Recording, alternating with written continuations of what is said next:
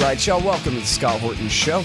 I am the director of the Libertarian Institute, editorial director of antiwar.com, author of the book Fool's Errand, Time to End the War in Afghanistan, and I've recorded more than 5,000 interviews going back to 2003, all of which are available at scotthorton.org. You can also sign up for the podcast feed. The full archive is also available at youtube.com/Scott Horton Show. Hey guys, on the line, I've got the great Tim Shorrock, and he wrote the book Spies for Hire. And man, he's an expert on Korea because he used to live there. And I learned here he's been writing about it since I was in the third grade here. Very nice to know. Is that right? 1983, the year Return of the Jedi came out. You started covering.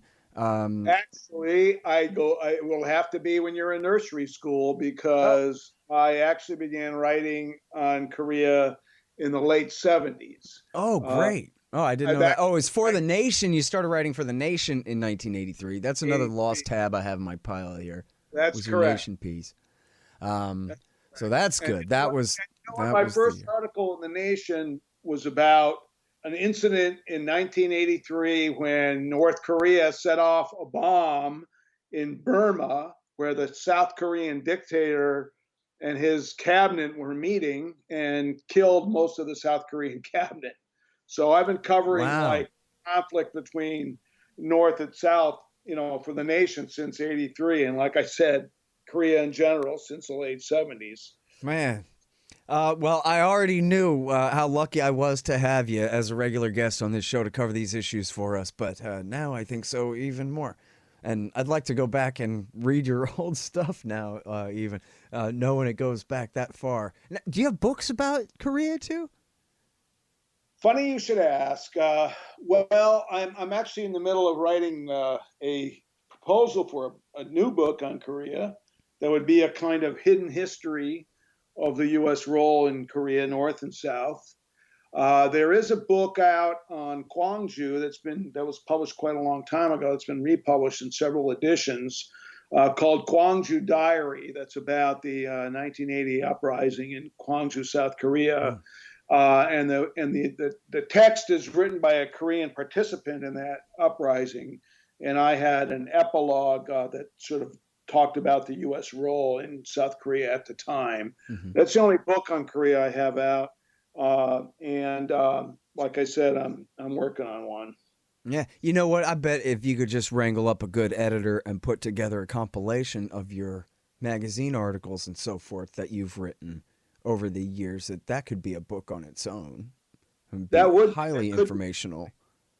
That could be. I mean, I've actually thought about doing that because there's a lot of really interesting, pieces I've written about areas that most people don't know much about. I'll say. So that would be something I should do. Yeah, man, absolutely. Something that you recruit somebody to help you do it too. That way you can still keep your eye on the ball and working on the important stuff that you're producing now too. But I bet you could do that. Well, thank you. Yeah, man. Well, this is great. So now let's talk about this thing in responsible statecraft. I misplaced my Nation article. You had a great one in the Nation recently too. But this one in responsible statecraft, the Quincy Institute, it's called Old Obama Hands on Korea Policy Could Pose New Problems for Peace.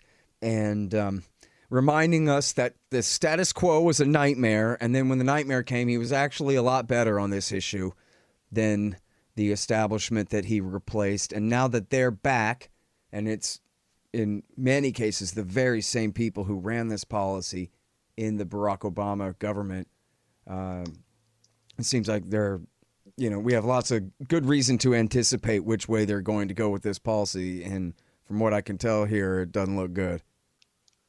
Well, it's I'm saying that what they've done in the past, it doesn't look good about the future, but you never really know until they actually start implementing policy.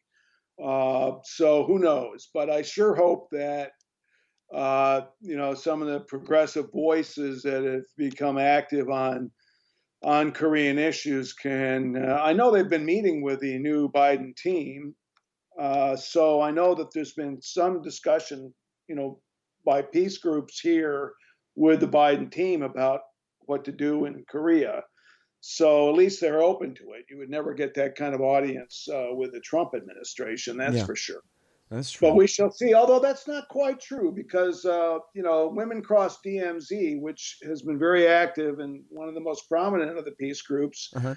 did meet with Stephen Begin, who is Trump's negotiator with North Korea. So, he has held several meetings with peace groups and tried to get their views. So, I think there are people in government that are really, that are very serious about actually trying to come to a negotiated peace. And after And all, I mean, Trump, he didn't do it right, but he did, make some real progress and shake some hands and do his photo op at the border. And, they destroyed some bases near the DMZ and some of these symbolic actions. He dialed back the exercises. So, in other words, to go back to the status quo would be to ratchet tensions back up quite a bit. Or another way to put it would be that Trump, in a way, has set Biden up to say, geez, I kind of have no choice but to follow through on really seeking peace here because I'm in a much closer position to peace now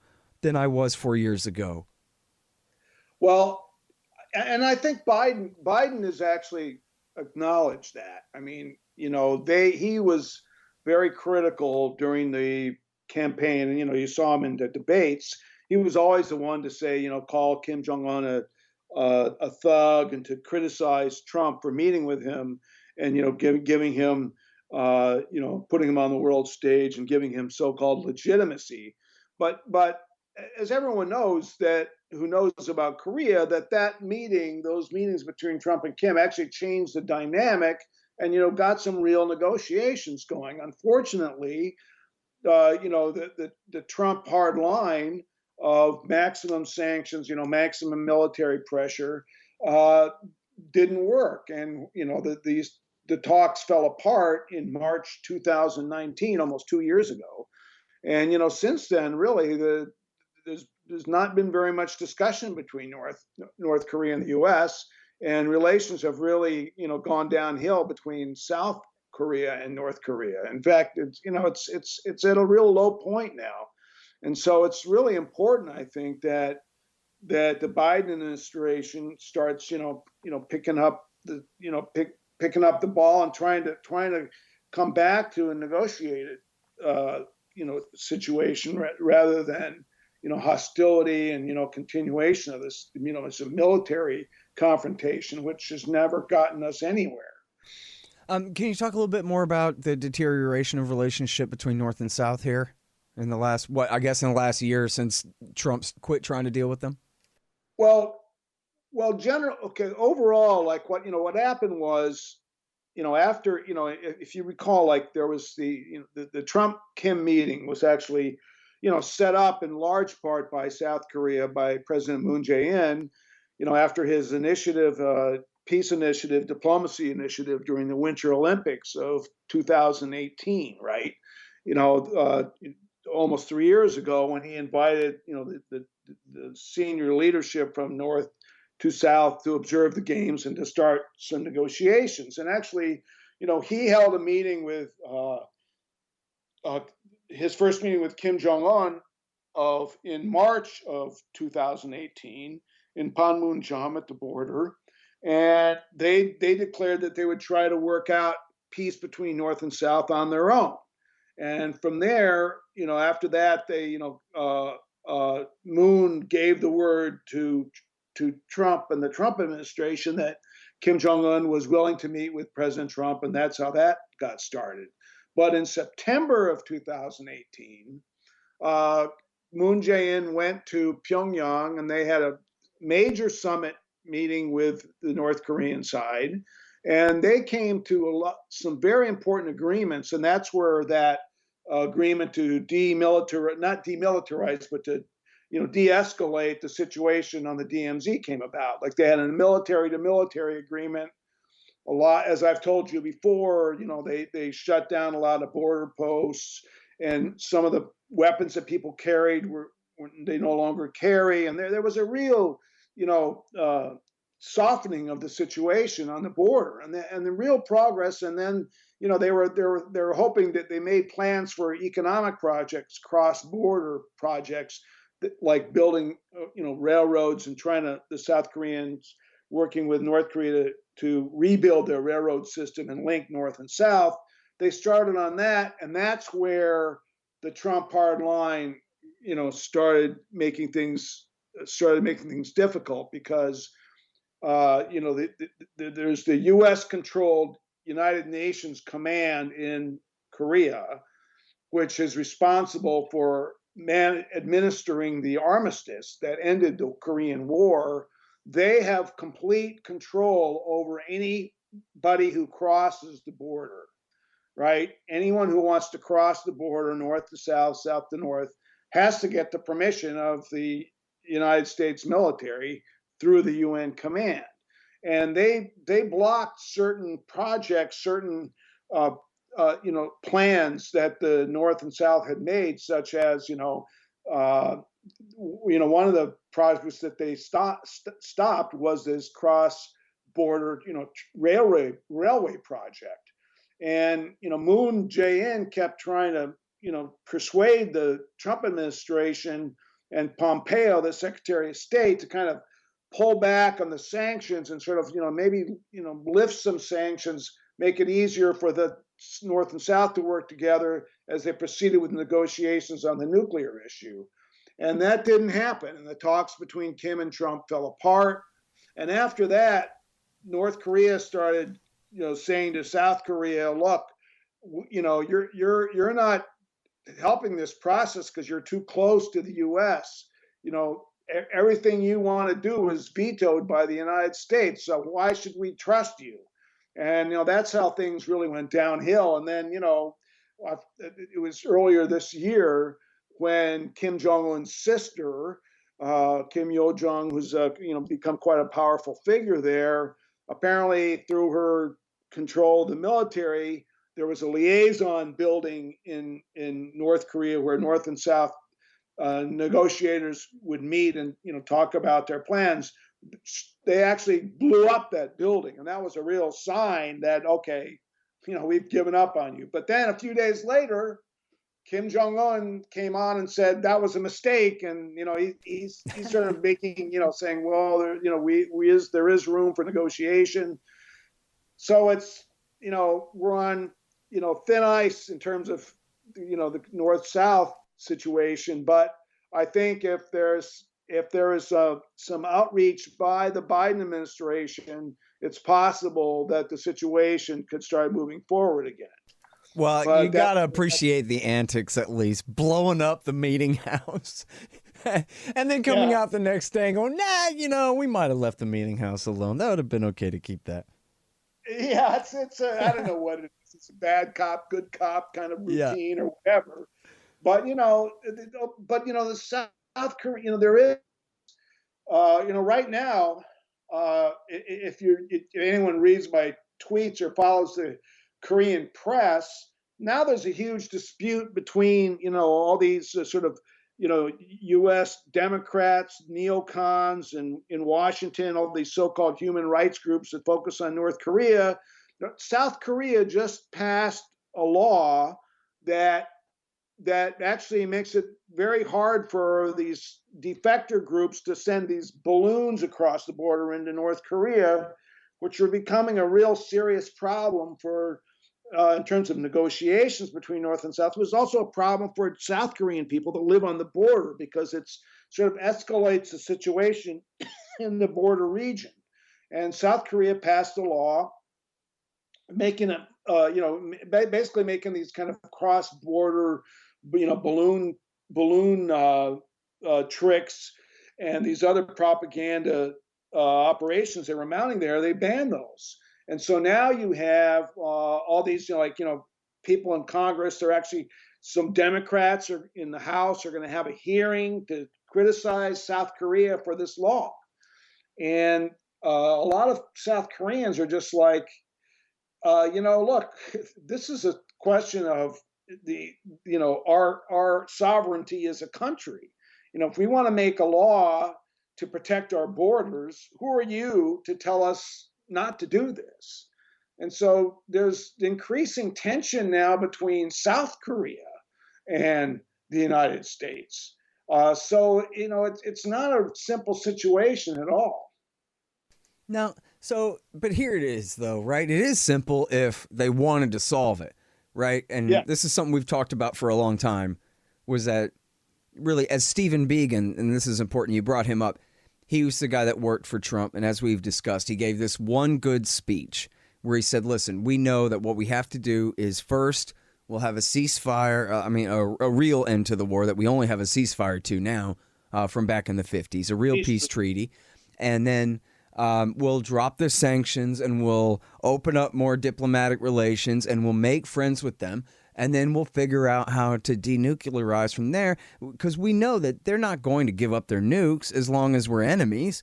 Only after they're so reassured of our new status that they feel comfortable doing so would it even be possible to consider it. So we're just going to do the right thing. So my question for you there really is, was that his position, that that's what he wanted to do? And that, I mean, do you know, he was telling Trump that this is the way we have to do it? Or at some point, some principals or deputies meeting or something, they said it was okay for him to give that speech, but then they decided, no, they're definitely not. But it's like a light switch, right? It's either on or off. Either you want to make peace with Korea and you do it the way he described in that speech, or you don't. And then so you stick with give up your nukes first, which everybody knows is a poison pill and is going nowhere. Biegun made that speech a few weeks before the Hanoi summit that fell apart.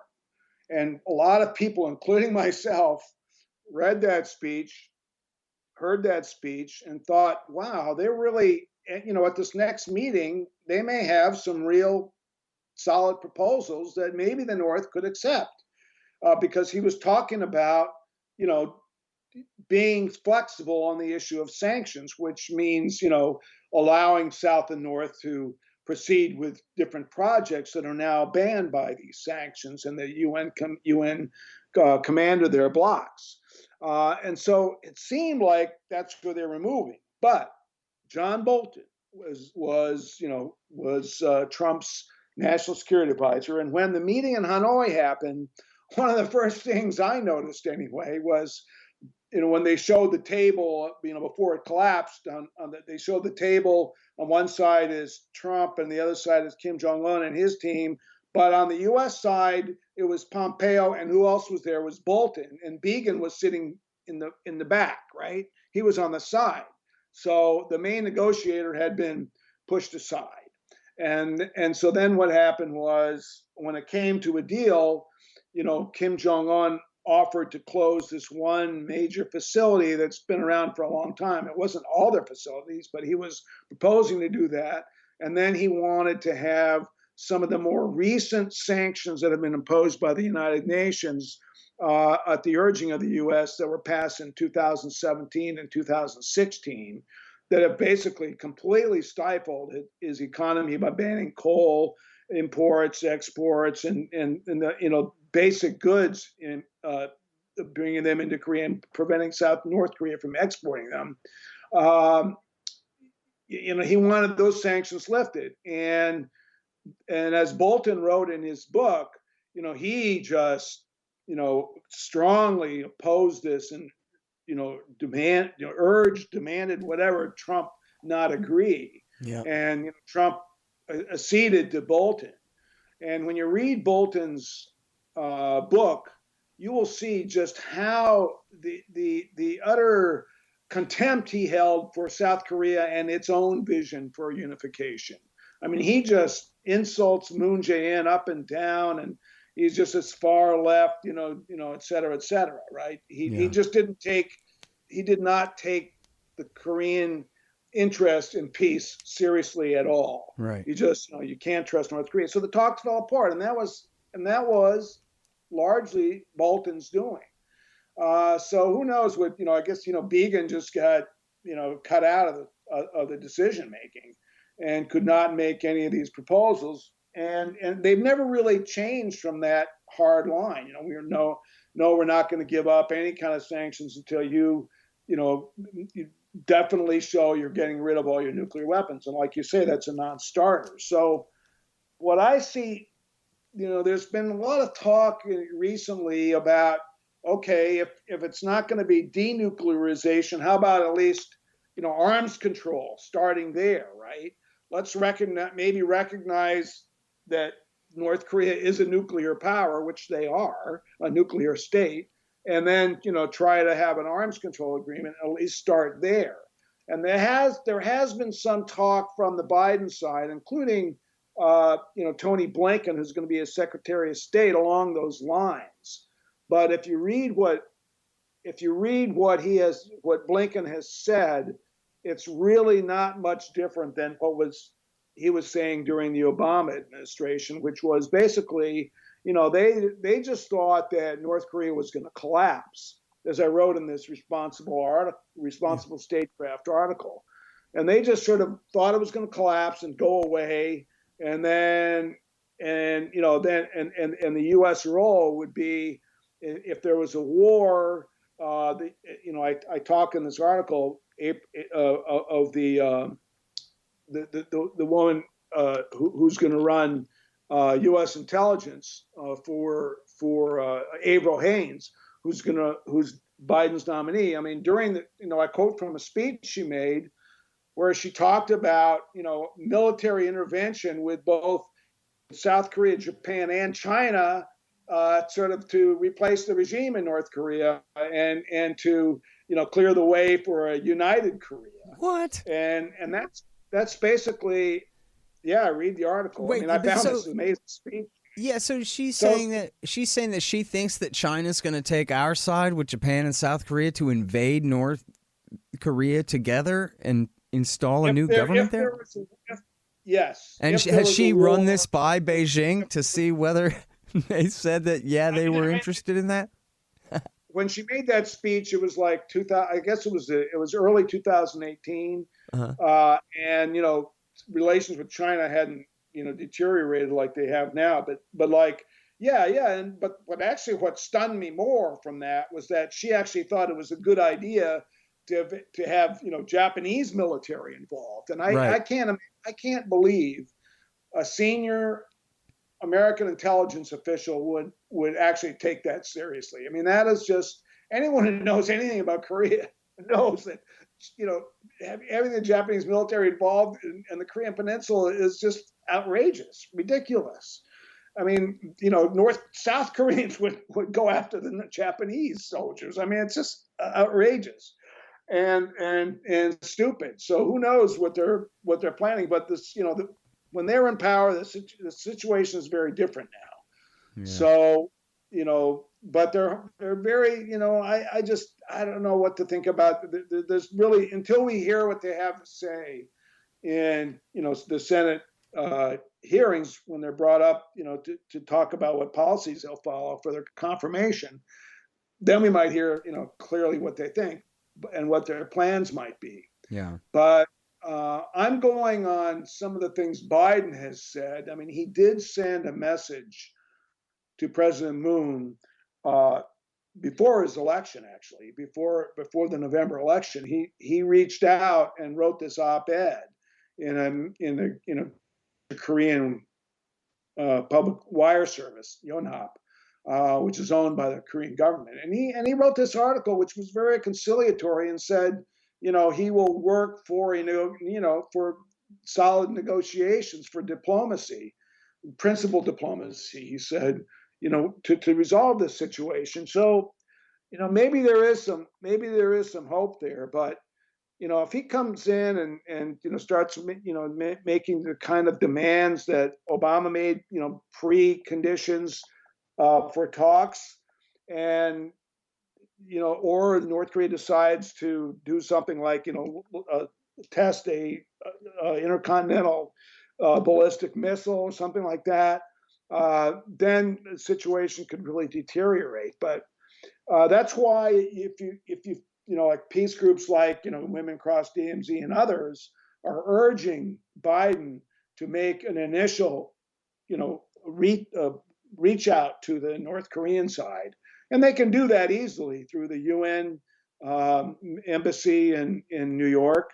It would be easy for the Biden administration, the incoming administration, to make some kind of contact and sort of get the ball rolling on negotiations. And I think some kind of statement that's its intention would really help the situation. Yeah. Well, yeah, I sure would like to see that too. Let me ask you this. John Bolton, first of all, just as an aside here, it's all his fault that North Korea has nuclear weapons in the first place. And do you have a specific article about that? Because I have a couple. I could recommend Well, actually, Gordon Prather. You have to go. I mean, in my view, the party responsible for the nuclear crisis is the United States, because after all, we're the ones who introduced nuclear weapons into the Korean Peninsula in the 1950s.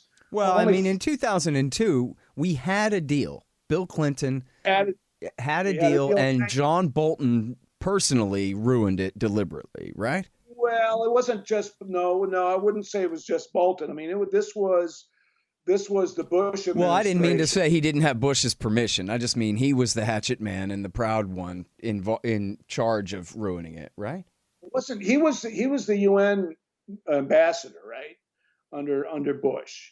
But I think he was in the State Department, the Undersecretary for Arms Control or whatever in 2002 when he ruined the agreed framework deal and accused them. Yeah, they accused them. They went over there for a meeting to follow up on, they had this agreed framework that had been agreed to actually in 1994. That, by the way, North Korea stopped its nuclear, production. Its production of plutonium altogether for 12 years. So that agreement actually held for quite a long time. Right. And then, as you say, what happened was, so that was like, and at the end of the Clinton administration, 2000, before the election and just before Bush came in, they were very, very close to an agreement with North Korea that picked up on the earlier agreement to stop their nuclear production, their nuclear force. They almost reached an agreement on ending all missile tests and ending their missile program. I mean, they came within a hair of that agreement. And if you recall, the Secretary of State under Clinton, Albright, went to Pyongyang and met with Kim Jong-il at the time. And they, that was like the meeting before the final agreement. And then, the election happened, and it was in the Supreme Court, and Clinton was thinking about going to North Korea and finalizing it, but he never made it for various reasons. And so that agreement was never made. Bush came in and said, "We're not going to negotiate with North Korea. We don't trust them." And it began to fall apart from there. And then, like you said earlier, he sent this sort of lower level State Department guy over there, and he accused them of building a bomb through uranium, right. A uranium bomb. But actually, all they were doing at the time was they were thinking about it. They were importing parts for a uranium facility, but they didn't have a uranium production facility at the time. Right. And even if you read, like South Korean intelligence that have talked about this period, say they believe that was a mistake by the U.S. The North Korean side did not, at the time, have a uranium facility. They do now. Right. And none of their nukes have been made out of uranium. They've all been plutonium nukes. And then what was funny was it was aluminum tubes, right? That Gordon Prather called it aluminum tubes, the sequel. Only this was some stuff that they had bought from the Pakistanis from AQ Khan, but none of it was in operation.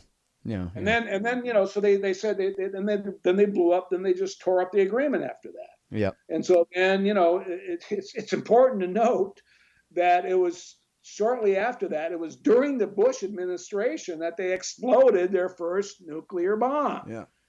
Well, I just like filling this in because it's easy to memorize if you hear it a few times. That first, the Americans, in the name of the uranium program you mentioned there, the non-existent one, abrogated our side of the deal. So the deal is off, the agreed framework. Then they added Right. new sanctions, and then they created the Proliferation Security Initiative, which said we have the right to seize all your boats on the high seas if we think they might be selling missiles to Iran or whatever it is. And then they released the Nuclear Posture Review that said we're considering, we have North Korea on the short list for who gets a nuclear first strike. And it was only then that they withdrew from the Non-Proliferation Treaty or announced that they were withdrawing in 6 months as per the deal, and kicked the inspectors out, and only then they started making nukes out of plutonium. Four Right. big provocations by Bush and Bolton to do what? What did they think they were going to do? They're going to go to Baghdad, and then they're going to be in Pyongyang by August, and so we're going to kick them out of the treaty, but don't worry, they never will get a nuke? Did they even have a plan? All they did was push them into the possession of A-bombs. Well, a lot of it was Cheney and Rumsfeld, because in the Clinton administration in the late 98, whenever it was, there was this big study group on missile defense, right? And Rumsfeld was the chairman of that study group, and the whole thing was the U.S. has to build missile defense, et cetera, et cetera. So they came into office thinking, well, we've got to, really confront North Korea, and that was Cheney's position too. And so, that was, and we're not going to negotiate. We're just going to go with the sort of missile defense and confront them, and try to, contain them as far as and not negotiate any kind of, moving forward a negotiated end to this. But at the end of the Bush administration, after Cheney was sort of had lost clout because of Iraq, and Condoleezza Rice, came in as Secretary of State. I mean, she got negotiations going. I mean, as you recall, it was at the time it was the six-party talks. Right. But actually, and Bush at that time, agreed to participate in those. Only he actually opened those talks, agreed to those talks, of only a couple weeks after North Korea exploded its first bomb. So, his approach was, really damaged totally ripped apart that previous agreement. And he had a bit of a deal there in 2008 before then he ruined it and put them on the terrorist list, which ruined his own diplomacy. Right. He took them off and then put them back. And then, during Obama, Obama came in saying, I will talk to dictators and so on. And then early on in the Obama administration, the North Koreans, they tested a rocket for what they tried to launch a satellite, and that was after they had signed an agreement as part of the six-party talks. And then they said the satellite did not violate, any of the sanctions or any of the previous agreements on missiles. And they said it was just, a civilian satellite. And that blew it up for Obama. And after that, they just said, we can never trust them. And then they actually successfully launched the satellite not long after that. But that was just seen as a test of a missile, and they were just covering it. They were just pretending it was a civilian satellite, but they actually did launch a satellite. Yeah. But that became the reason to sort of move away from any kind of negotiation. And after that, and then after that, when it looked like talks were just completely off the table, they tested, I think it was 2 or 3 more nuclear devices under Obama, and there was many overtures made by the North Korean side, and then some delegations came from the U.S., former officials, to talk with the North. And they were actually, at that time under Obama, they were reaching out and they were saying, we'd like to sign a peace agreement, peace treaty, and so on. But by that time, Obama administration, with these people who are now going to come in and work for Biden, were convinced that that would not work, and that North Korea was actually was on the verge of collapse, and there was no point in talking to them. Yeah. And so that, by the time Trump came in, the situation was very, very dangerous. Right. And actually, during the Trump election, when he beat Hillary Clinton, 2016, I wrote an article for The Nation about, I think it was October 2016, about a month or two before the election, where it was called, Hillary's Hawks, and I talked to all these people and was quoting people that were advising Hillary Clinton and that would have become part of her government that were saying, well, maybe we have to consider preemptive strikes and this kind of thing. Right. So the U.S. and North Korea were actually quite close to war at that time, which is something Trump has said.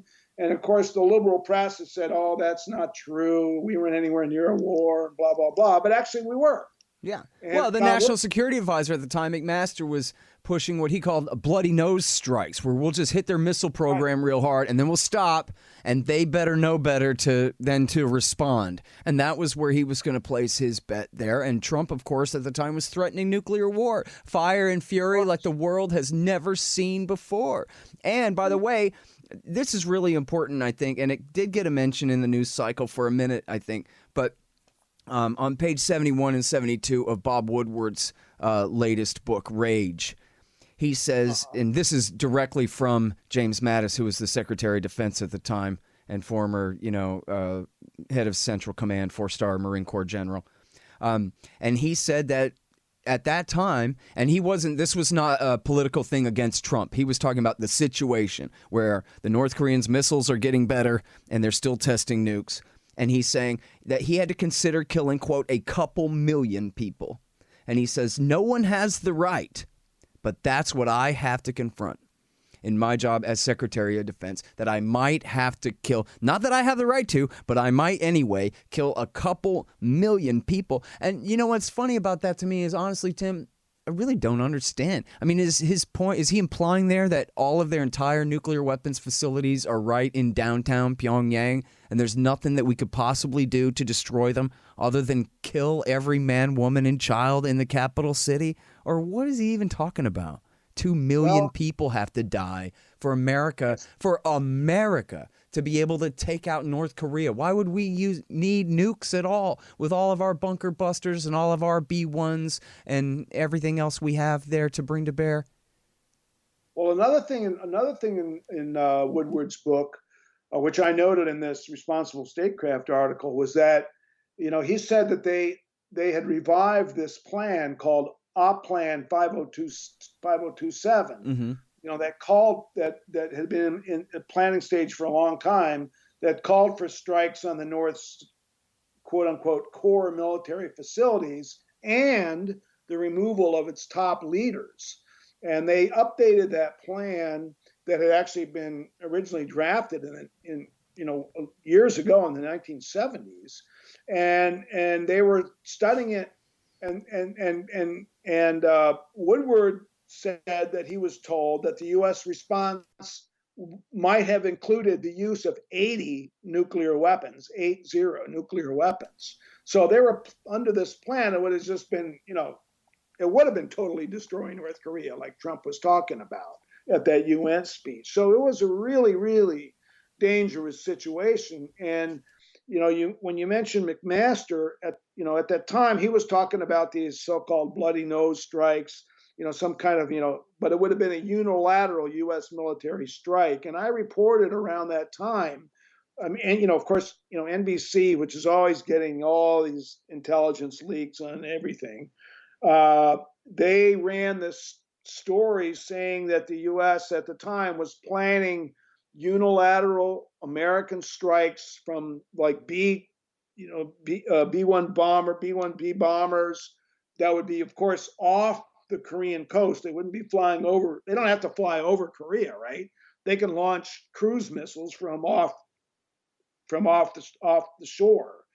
And the plan was to launch new weapons from these B-2s and just have a unilateral strike on some of their nuclear facilities. And when Moon Jae-in, the president of South Korea, got wind of that, he went public and he made this very strong speech saying there cannot be a war on the Korean Peninsula and there cannot be any kind of attack without consulting South Korea.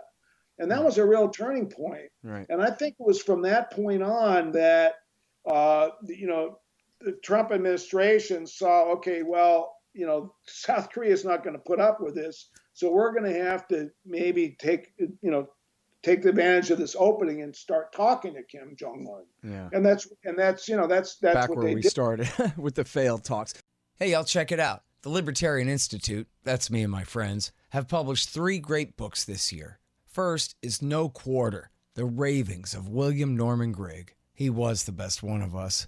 Now he's gone, but this great collection is a truly fitting legacy for his fight for freedom. I know you'll love it. Then there's Coming to Palestine by the great Sheldon Richman. It's a collection of 40 important essays he's written over the years about the truth behind the Israel-Palestine conflict. You'll learn so much and highly value this definitive libertarian take on the dispossession of the Palestinians and the reality of their brutal occupation. And last but not least is the great Ron Paul, The Scott Horton Show Interviews, 2004 through 2019. Interview transcripts of all of my interviews of the good doctor over the years on all the wars, money, taxes, the police state, and more. So how do you like that? Pretty good, right? Find them all at libertarianinstitute.org/books.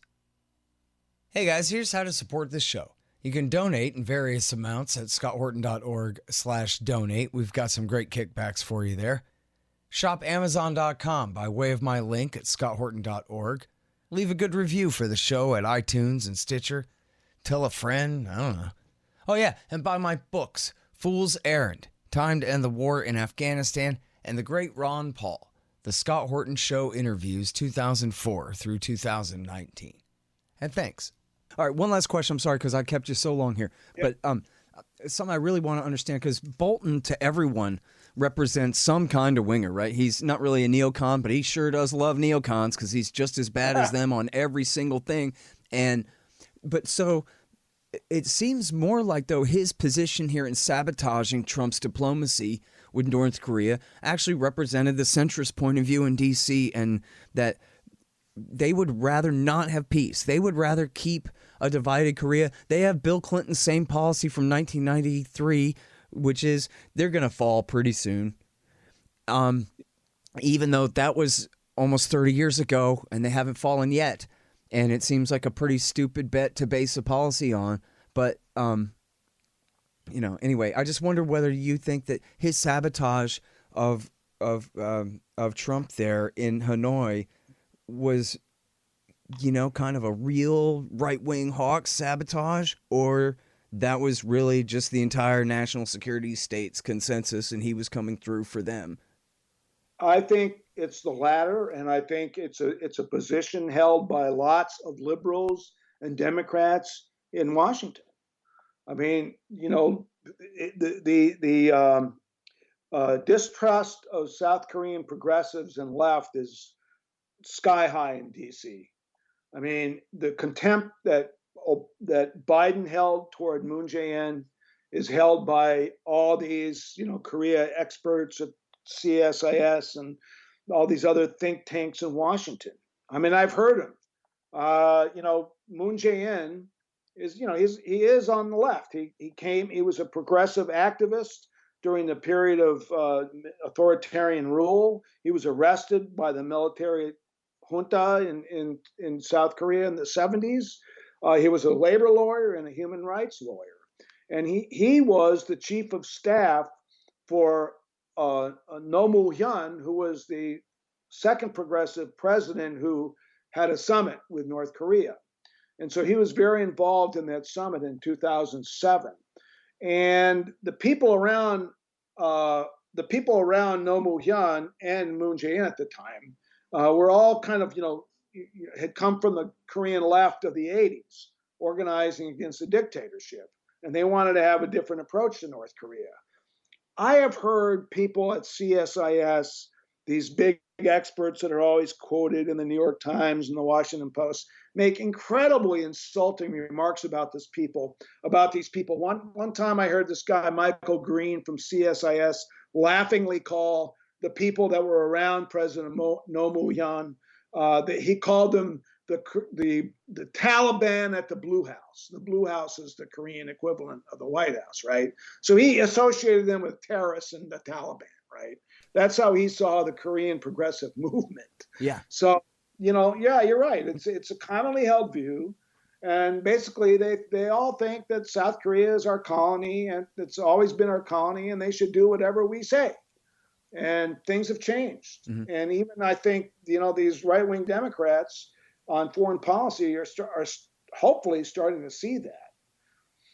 Well, you know what? One thing that we do have going for us is he might have squeaked through, but Joe Biden is no Barack Obama when it comes to flashing a big smile and making liberals and progressives swoon and stuff like that.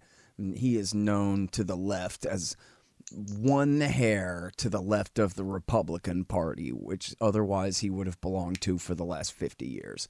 He's like George W. Bush if he'd been a senator his whole life. And everybody knows that. Nobody really likes the guy, and everybody doesn't believe in his smile at all. And so I know that there are a lot of leftist groups that, for example, are loading for bear right now for the afternoon he's sworn in to hold him to his promise to get the hell out of Yemen right now and call off all support for the Saudi-UAE war there. And for that matter, Korea and the rest of these things, he's no Obama. He's more just Lyndon Johnson. And so, everybody on the left, put up your dukes. And for all libertarians and good anti-war right-wingers too, we can get these guys in a real pincher strategy where this is the thing that we agree on, is we want to quit messing around in the Middle East and Asia and Europe and everywhere. Enough already, right? Well, Biden keeps one of the things he's talked about is, supporting allies, right? Let's reinvigorate our alliances. Well, Yeah, start with South Korea. What do they want? It's supposed to be our ally, close ally. So, right. Let's listen to our South Korean ally and let's move these negotiations forward. That's the thing. One of the differences I see between Biden and Obama is that, Obama had this way of, really making liberals swoon by making all these kinds of promises and talking in a very progressive way. But behind that was always this, hard line, right, on everything.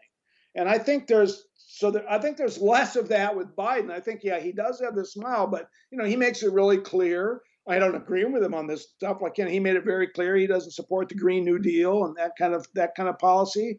Whereas, Obama would probably have said, I support it and, we're going to move that way, but then he wouldn't do it at all.